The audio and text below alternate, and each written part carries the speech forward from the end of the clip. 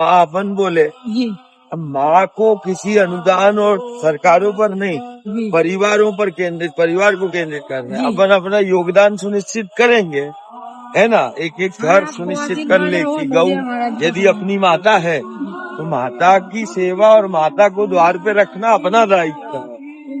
वो किसी ऊपर नहीं होगा कि सरकार एक जगह पर विषय आया जी बोलेगा वो, मैंने कहा बोले अनुदान नहीं मिल रहा था, मैंने कहा यही विसंगति है, यही विसंगति है कि तुमने अनुदानों पर केंद्रित कर दिया उन शक्तियों को जो हमारा आधार है।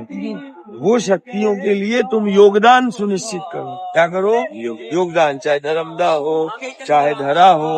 अनुदानों पर उन शक्तियों को तुम संभालना चाह रहे हो? नहीं, जो शक्तियां हमारा आधार है, ये धरा धेनु न, उसके लिए अनुदान नहीं योगदान हमें देना पड़ेगा।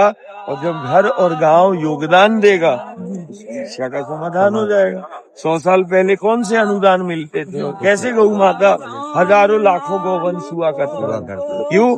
कारण उस गांव को और घर को मालूम था ये शक्ति जब तक हमारे द्वार पर है, वही गौ धन है, वही बल है ना।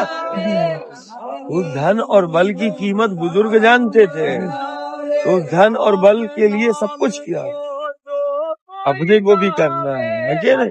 अपन बोले जी अब माँ को किसी अनुदान और सरकारों पर नहीं, जी परिवारों पर केंद्रित, परिवार को केंद्रित करना है। जी। अपन अपना योगदान सुनिश्चित करेंगे, है ना। एक एक घर सुनिश्चित कर ले कि गौ यदि अपनी माता है तो माता की सेवा और माता को द्वार पे रखना अपना दायित्व है। वो किसी ऊपर नहीं होगा कि सरकार एक जगह पर विषय आया बोलेगा वो, मैंने कहा बोले अनुदान नहीं मिल रहा था, मैंने कहा यही विसंगति है, यही विसंगति है कि तुमने अनुदानों पर केंद्रित कर दिया उन शक्तियों को जो हमारा आधार है। वो शक्तियों के लिए तुम योगदान सुनिश्चित करो। क्या करो? योगदान, चाहे धर्मदा हो चाहे धरा हो।